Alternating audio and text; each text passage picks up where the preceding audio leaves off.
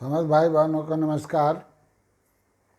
आज मुझे बहुत पुरानी एक कथा याद आया, उसके बारे में कहने जा रहा हूँ। प्रारब्ध का भोग। प्रारब्ध का भोग क्या है, उसके बारे में दो शब्द कहने जा रहा हूँ। एक पंडित जी थे, बड़े ज्ञानी पंडित थे और बहुत मधुरभाषी थे। दूर दूर से लोग उनके पास अपने बारे में जानकारी के लिए आते थे। अच्छे ज्योतिषी थे, अच्छे वेदाचार्य भी थे, उनका बड़ा नाम था। लेकिन उनकी पत्नी बड़ी कर्कश थी। अगर कोई आता था, पंडित जी नहीं रहते हैं, तो उनके साथ, जजमान के साथ बहुत दुर्व्यवहार, कटु भाषा में बात करती थी। पंडित जी से तो रोज ही कटु भाषा में बात करती थी। रोज ही क्लेश, झगड़ा, सुबह से लेकर शाम तक यही चलता था। पड़ोस के लोग भी कहते थे, पंडित जी के यहाँ इतना दूर दूर से लोग आते हैं, इनके घर में खुद इतना क्लेश कैसे रहता है, कैसे झेलते हैं। तो एक दिन की बात थी कि पंडित जी कहीं अपने किसी जजमान के पास गए थे, उनका कुछ पूजा पाठ आदि करने। एक सेठ बहुत दिन से पंडित जी के बारे में जानता था। उसे कुछ परेशानियां आई तो पंडित जी के घर अपने बारे में जानकारी के लिए आया। पंडित जी थे नहीं। अब सेठ जी को देखते पंडितानी उनको पर चढ़ गई। चले आते हैं, मुँह उठा के बिना बातचीत के चले आते हैं। उस समय कोई टेलीफोन आदि का साधन था नहीं कि आप पंडित जी से पूछ के कोई आए। उनको ऐसी बुरी तरह से लताड़ी कि पूछे मत। सेठ जी बेचारे उल्टे कदम अपने घर के तरफ चल दिए। लेकिन सोचते जा रहे थे, मुंह उनका लटक गया था। इतना नाम सुन रहा हूँ इस पंडित का, जिसकी पंडितानी इतनी कर्कश लड़ाक हो, वो क्या ज्ञानी हो सकता है। ऐसा विचार करता हुआ वो जा रहा था। जाते जाते उधर से पंडित जी आ रहे थे। पंडित जी ने देखा, ये आदमी तो मेरे गांव का नहीं है, मेरे आसपास का नहीं है, तो निश्चित रूप से ये मेरे ही घर से आ रहा होगा। तो उन्होंने सेठ जी से राम राम किया और कहा, लग रहा कि सेठ जी आप पंडित जी के घर से आ रहे हो क्या? हाँ, मैं पंडित जी के घर से आ रहा हूँ।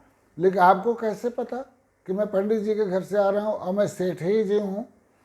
मगर सेठ जी तो इसलिए लग रहे हो कि आपका हाव भाव, चाल, पहनावा ये सेठ का ही दिख रहा है। आपका जो मुंह लटका हुआ है, यह देख करके लग रहा कि निश्चित रूप से आप पंडित जी के घर से आ रहे हो। उनका एक कैसे पंडित जी, ये क्या चक्कर है, आप इतना मधुरभाषी और आपकी पंडितानी इतनी कर्कश, और आप कैसे झेलते हो? तो वो क्या कहे, आइए धूप ज़्यादा है, उस पीपल के छांव में बैठते हैं और वहाँ अपनी बातें आपसे बताता हूँ।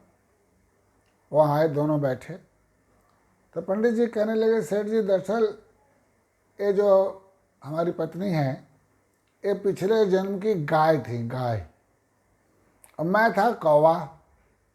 इनके पुट्ठे में घाव हो गया था और उसमें कीड़े पड़ गए थे।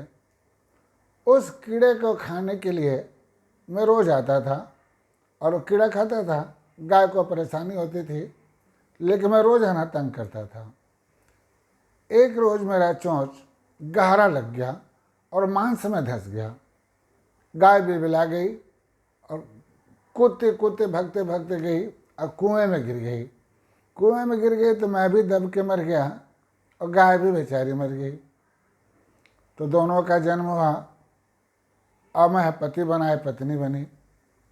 तो मेरे जितना मैंने इसे परेशान किया था, वो सब बदला मुझसे ले रही है। अब मुझे मालूम है कि हमारे पाप का मुझे फल प्राप्त हो रहा है, लेकिन एक ही जन्म की बात है, तो मैं इसको छोड़ कर जाना नहीं चाह रहा हूँ, क्योंकि दोबारा फिर वो मिलेगी, अब फिर मुझे इसे झेलना पड़ेगा। तो मैं इसको इसी जन्म में झेल के ख़त्म करना चाह रहा हूँ। तो इस बात को सुन के सेठ जी पंडित जी को प्रणाम किए और कहे, धन्यवाद महाराज, आपको जितना सराहना सुना था उससे भी ज़्यादा आप हो। और उन्होंने कहा, फिर आप आए कैसे हो और किस कारण से आए हो, अपना कारण बताओ। तो अपना बताया कि मैं इन कष्ट से आया था, तो पंडित जी पीपल के पेड़ के नीचे उनका उपाय बता दिया और कहा कि आप हमारे घर चलना चाहते हो तो चलिए, अब चाय पानी करिए, अब तो मैं आ गया हूँ, आपने कथा तो आपको बता ही दिया, कुछ कर्कश भी बोलेगे तो आप बर्दाश्त कर लेना, सुन लेना। कहा नहीं नहीं पंडित जी, अब आपके घर जाने की मुझे कोई ज़रूरत नहीं है, हमारा काम आपने कर दिया, इसके लिए धन्यवाद, और मैं जा रहा हूँ, मेरा कार्य हो जाएगा तो मैं आपको सूचना जरूर भेजूँगा, और आप कभी मेरे घर दर्शन देने के लिए जरूर रहिए। ऐसा कह करके सेठ जी चले गए, पंडित जी अपने घर चले गए। तो मेरे कहने का मतलब है कि हमें पिछले जन्म का भोग ही ज़्यादा भोगना पड़ता है। इस जन्म में आप अच्छा से अच्छा भी कर्म करो, अगर पिछला जन्म की कोई ऐसी गलतियां हुई हैं तो अफवाहें फैलेंगी और आपको झेलना पड़ेगा, झेलने ही में भलाई है। तो मेरे कहने का मतलब बहुत सारे हमारे परिवार में लोग ऐसे होते हैं जिनको हम एक दिन बर्दाश्त करने की हमारी इच्छा नहीं होती, लेकिन मुझे बर्दाश्त करना पड़ता है, और पूरे सृष्टि में चल रहा है। तो मैं कहूँगा प्रारब्ध भोग को आराम से भोगिए। हमें एक कथा और याद है, तो वह कथा है तुलसीदास का। तुलसीदास के घुटनों के नीचे कोढ़ हो गया था, बुजुर्ग हो गए थे, जीर्ण शीर्ण हो गए थे, और दूसरे की कोढ़ को ठीक करते थे। तो एक दिन उनका जजमान कहा, महाराज हजारों रोगियों का मंत्र से आप सबको ठीक कर दिए, तो आप अपनी कोढ़ को क्यों नहीं ठीक कर रहे हैं?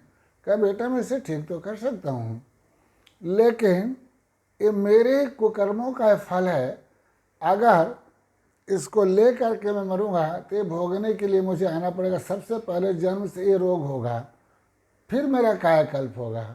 तो मैं सोचता हूँ इस भोग को मैं यहीं भोग लूँ, अभी मैं सक्षम हूँ और ये थोड़े ही दिन का कष्ट है, पुनः ठीक हो जाना है।